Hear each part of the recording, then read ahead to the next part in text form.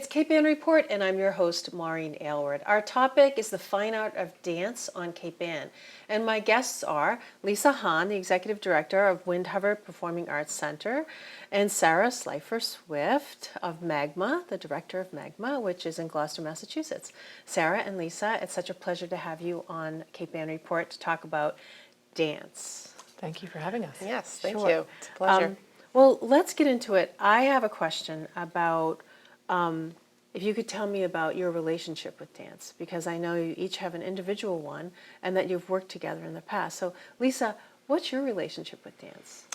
I grew up studying dance with my mother, who was a legend here on Cape Ann, one of the early modern dance pioneers who studied with Martha Graham and also Doris Humphrey.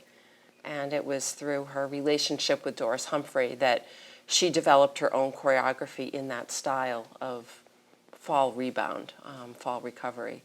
So I started dancing, I think, right when I was born. And I did not become a dancer, but the training was really fantastic. And I'm very devoted to continuing the legacy of both my mother and modern dance in general. Mm-hmm. At Windhover. At Windhover. In Rockport. Yes. Yes, my parents founded Windhover 53 years ago. I grew up dancing there, and I feel it's very important to keep a very creative, special place for artists to do residencies, to do technique classes, to have rehearsals, and of course the magic of the performances in this beautiful, unique setting. We have an outdoor stage, so it's a fantastic experience for the audience to be in nature when they watch dance. Yeah, and that's so unique. And Sarah, your relationship with dance? I'm a lifelong dancer. I think I also started at a very young age too. And I went on to study dance in college, and I had a professional career where I danced with several companies in America and then also in Europe. And really, right after I graduated college, I also started teaching. Teaching has also been a very important part of my career. And that was really what led me to starting MAGMA in Gloucester, Movement Arts Gloucester, Mass. And for a place for people to explore dancing, to continue with practice and training and study, but also a place to have people see works and create together. So my relationship with dance is deep and long. Yeah. And so dance has many different people. When people think of dance, there's like lots of different ways that we can identify with it. Whether we were children when we took dance classes, or maybe we see dance on television. But we're going to talk about the fine art of dance, which is a sort of another category of dance. But Sarah, could you explain those the different elements of what we think of as dance today and how we interact with them? Sure. Yeah, I think, well, there's a lot of different ways that people interact with dance, and I think a lot of people less people are going to the theater as they did maybe 20 years ago, just because of the access that people have to media. So a lot of people are watching dance on television or streaming, different videos and such. So people's experience with dance is often a much more commercial version of dance. Things that are more related to acrobatics or really showy. And this is not a new conversation in dance. This is actually something that's been happening since classical ballet, even dance for performance. The Italian had this more bombastic style, and the refined French thought, oh, that's just, we want something very noble. And, so this kind of conversation about virtuosity versus art, versus subtlety and artistry is a very old one. But I do think that we're in a time, because of technology, that people are consuming more dance that is of this, kind of bombastic variety. And so I think that, balance is needed. I happen to be, and I know you at Windhover as well, are more of the kind of concert dance tradition that, about subtlety, about time, about taking on deep topics, about, or even just, taking on different cultural approaches to dance, where dance has a different function in different cultures, and what performance means to different cultures.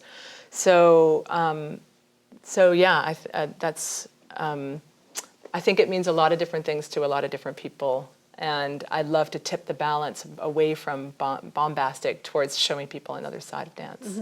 Lisa?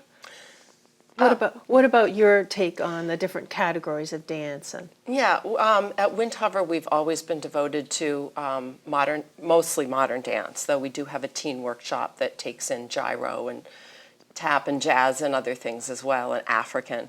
But because of my mother's legacy with some of the early modern dance pioneers, I think it's important to continue that tradition.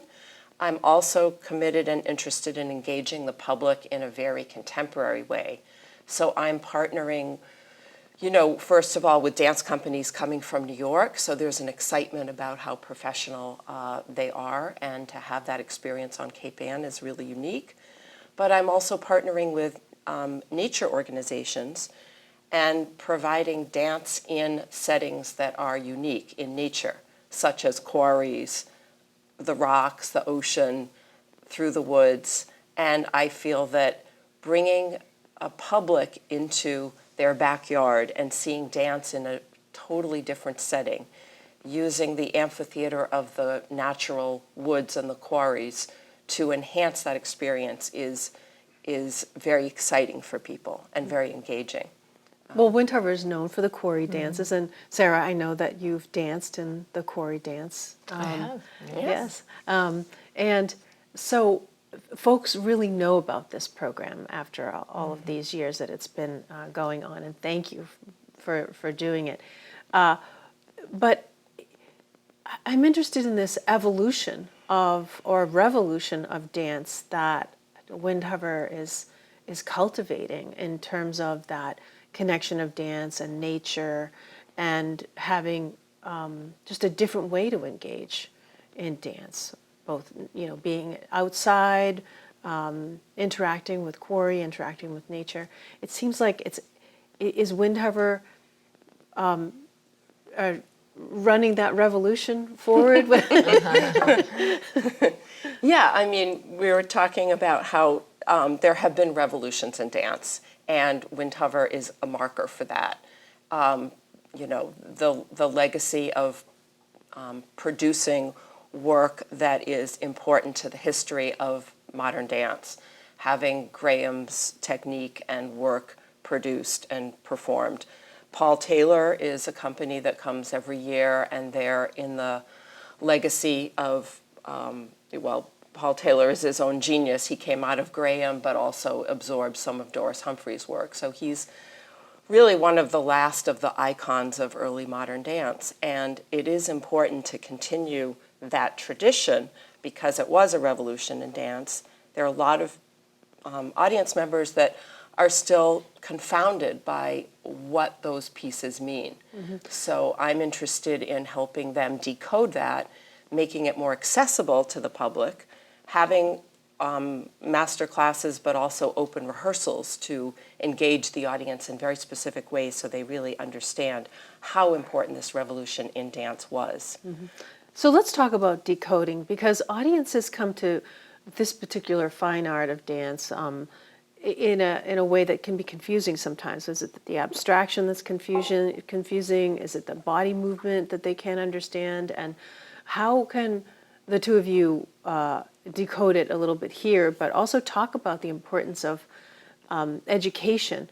And it is not unlike learning about a new food or how to buy cheese, or there takes a certain amount of education to appreciate it. And we've all been to museums, and we have docents that help us understand fine art in museums, and so help folks understand like how to decode or engage or approach the fine dance. Sure. Well, abstraction in Western fine art really sort of entered the scene in the 40s, and in visual art, and that was also a time when it was entering into even literature and kind of things, narratives sort of falling apart, and deconstructionists in the 60s, and I think when dance rode that wave and got away from things like straightforward narratives, like from story ballets where you have the story of Cinderella and everybody knows it and you know that people are acting and here I give you a rose and oh you don't want it. And so there's, people understood dance as part of that tradition of acting and storytelling. And when dance went away from that, a lot of people, kind of felt like, well, then what am I watching? What's exactly going on here? Am I really just supposed to take movement for its own thing? Or gee, actually, maybe it begs the question, how does movement even relate to storytelling when you've taken the acting out of it? And so, really from the modernists, Martha Graham was still very much interested in storytelling. It was Doris Humphrey who was more abstract and, was doing things like making a dance about water and doing it to no music and only having the sound of the dancer's breath. And so this was a time period of revolution, and it was taken even farther by people like Merce Cunningham in the 60s, 50s, 60s, and Judson Church, who I mentioned earlier, who were really, going away from sort of smashing formalism and completely. And I do think that a lot of, and not just dance, but a lot of contemporary work, it's very hard for people to grasp and to comprehend. It's just like, contemporary science. A lot of people also went, oh my God, we don't understand Einstein. We couldn't possibly understand, the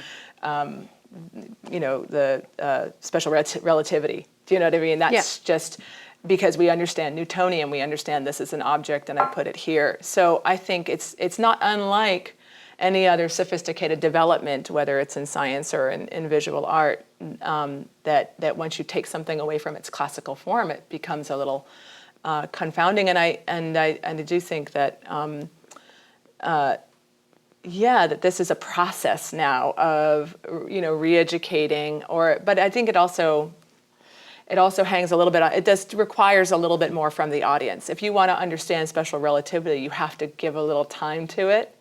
And if you want to understand contemporary movements in art, you actually might have to study it a little bit. And that's also where, Lisa and I take our roles as directors seriously, because we do think it's a role that we can play as educators for the public, as a kind of medium to the public. So when they're seeing art, we can help them, bring them into that experience. Mm-hmm.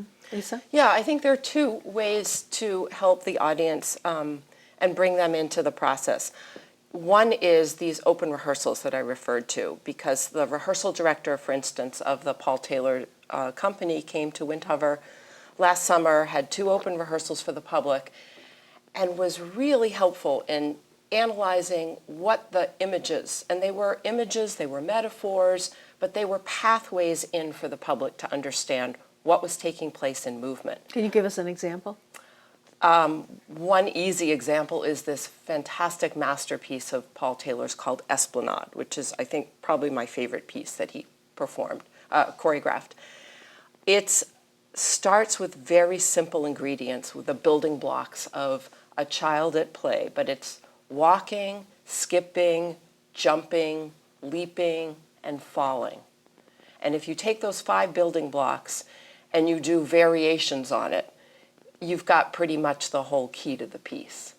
And once people saw how simple those elements were, that everything in the dance relates to one of those movements, and the joy of being in that state where you're walking, jumping, skipping, leaping, and falling, the piece just coalesced and made sense. Now there's more complicated pieces where you need a different language.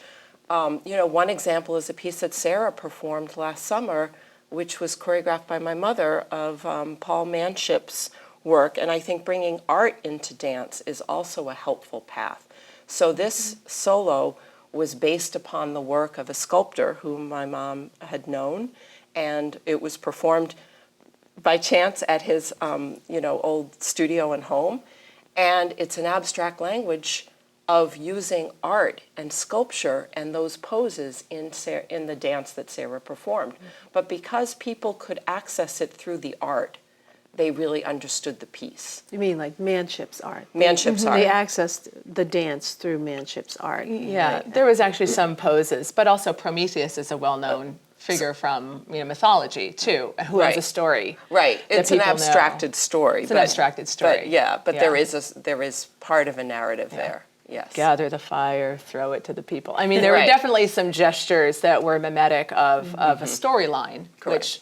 which is, you know, a lot of the people that I'm presenting aren't doing that at all, aren't giving any more abstract narrative than that. markers. It's, and sometimes it's conceptual and you can certainly write about a concept, but the movements aren't mimetic or meaning miming of anything in particular that we would, you know, if I'm throwing something, I'm not throwing, you know, you might be throwing your body, you know, and using a concept like that but you're not doing a gesture that's necessarily legible to a public from something that you understand in your own vocabulary of moving. Those get a little bit harder. But I still think that there's a way that we can bring people in. I love the open rehearsal idea. We're doing some little residencies this summer also at MAGMA, and we're doing informal presentations at the end with conversation. Well, tell us a little bit more about the residencies at MAGMA. Sure. Yeah, we've got a couple. One is sort of a professional residency. Actually, a really great choreographer from one of the resident choreographers for Netherlands Dance Theater is coming to create something on a Boston company called Boston Dance Theater. So that's a special thing, but that's a closed circuit one. But we are having some local choreographers coming in to spend time in the studio, and then just as a part of that process, having them do a public showing, very informal. Everyone come together, talk about what you're up to, show something, have conversation. So just for one, I wanted a way to use the space because in the summer I have classes in the morning and classes in the evening, and I had this chunk of time in the middle of the day. So I'm sort of using that as a way to give back to my community, saying, hey, who needs studio time to rehearse? And then you're going to give back to us by sharing your process. Yeah, so that's the way that we're working with the community. What about the engagement of audiences? Have you found it difficult to engage audiences around here? Do folks come from other places who might have maybe a deeper connection with dance, or how do you reach in and cultivate new audiences? Who are your audiences now? Well, one path that I'm following is this alliance or partnerships with Greenbelt, for instance, trustees of reservations, with nature programs. I've got UMass, Amherst has a marine lab in Gloucester. A lot of the students and grad students are staying at Windhover, so we're trying to find a way to bring in new audiences through other means, meaning the Quarry Dance that we're known for, and this will be, this will be the 8th year of that. I partnered with Greenbelt at one point so that all of the mailing list from Greenbelt, people who've become members and signed up for nature walks, suddenly were being shown that there's a dance in one of their quarries, one of the premises that they own.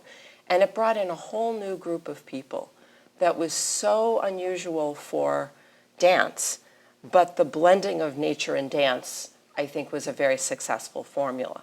So I'm trying to continue that to reach these audiences that are not just a dance audience, because it's very refreshing to have that, and it opens possibilities for dance in new ways by engaging with the natural world. Sarah? Yeah, I guess I'm working a little bit more of a local angle. I became a member of a wonderful organization called the Creative Collective, based out of Salem, and they have a lot of member events and things, and so a lot of people get pointed my way through organizations like that. A lot of people I've been presenting work in this area for a while, so a lot of people I've known the type of work that I program and have been, so I've been developing an audience for quite a while. And then I think just by having opportunities in MAGMA where people are getting involved, I have a whole group of younger people who are coming for, different kinds of events, for music events and for improv jams. And so then it's like, then they get curious about what's happening. So because I'm this center that hits a lot of different populations, there's a nice crossover, because you might be coming in for a Brazilian forró class, but then you might say, oh, well, I'm curious about that performance that's happening and I'll come and see that. So I think because we have a broad spectrum, both of ages and cultures who come and into MAGMA to intersect with whatever they're interested in with a specific interest, then that also creates a dialogue for the possibility of a broader audience for our events. Are you seeing this cross-pollination with other art forms? Because we have the traditional arts on Cape Ann, like painting and sculpture, and some other visual arts. But performance is theater or music, and dance is such a large part of the performing arts. Are you seeing that there's this crossover between the audiences that are happening, or is dance? Yeah, I mean, I think the arts community is very invested in coming to see performance. I mean, I started, my husband runs the Trident Gallery, and I started doing a series called the Trident Live Art Series there that was specifically about having artists collaborate with visual artists. And the Trident, audience was phenomenal. I mean, they were getting what the performance that, almost better than the dance audience that were sometimes like looking for something more traditional. So it was a wonderful crossover thing, and now we're still continuing Trident Live Art Series events, but we're also doing some of those events in MAGMA just because it's a bigger space. But the visual art community is an incredible community here, and we've done a lot of, myself as a director, but also through MAGMA, we've done a lot of crossover events with visual artists. And also with live musicians. I'm trying to bring in more of there's so many live musicians now playing on Cape Ann. There's the Shell and Lou, of course, has such a great festival, and I would like to tie in more with all of these incredible people who are coming here to perform, have rehearsals at Windhover, and start mixing with the dance and the live music more, because I think that will pull it. That's a big part of modern dance too, right? That connection with art, Paul Taylor's new pieces being done to Bach. And that Ina, I know, was very interested in that that merging of classical music with a dance, poetry, and bringing in those other finer arts to have this merge together. I mean, that they all work so well together, and that's exciting to hear that you're doing something with the classical music. I love this. I love this all coming together, and so I'm also wondering about what the future holds for dance on Cape Ann, because it's a revolution, it's an evolution. Some of the work that you're doing will continue, but do you have any ideas or goals or big thoughts about where dance can move towards, or more engagement in the community? Well, I'm hoping that with MAGMA being a training center and also a place where emerging artists can get their foot in the door, I really hope that there's a kind of a homegrown evolution of people interested in performance, of people wanting to make performances, and that MAGMA can really be the breeding ground for this to happen. And so I'd like to personally try to spearhead MAGMA as a location, for new work to be made, for new work for new dancers to be trained, and to really foster a professional level of both the kind of concert dance, experimental dance, really have it be a center.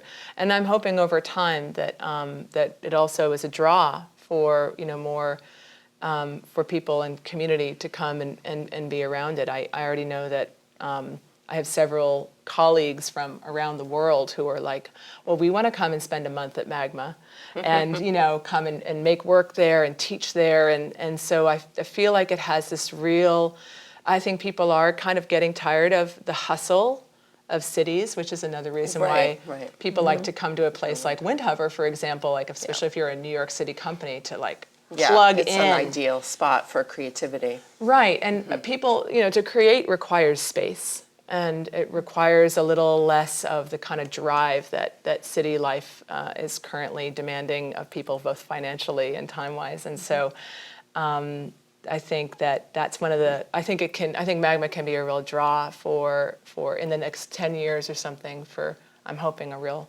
a real tight community around performance to be gathering. It's Yeah, and great. there's such synergy with what we're doing, having residencies in the summer for dance companies. And Windhover is a place that, they can live there. There's space for 30 people to stay overnight. There's a communal kitchen. So they're put together in a creative, beautiful, magical setting that's quiet, that has studios at their disposal, 3 indoor spaces, an outdoor performance space. My dream in the future is to have company after company, week after week, hold these residencies, create new work, commission them to do new work, and invite the public as part of that process to see what's happened at the end of the residency. So by bringing in musicians, poets, writers, theatrical people, and have even more multimedia kinds of possibilities, have these dance companies embrace that as part of the creative process. That's really exciting to just it's on the map.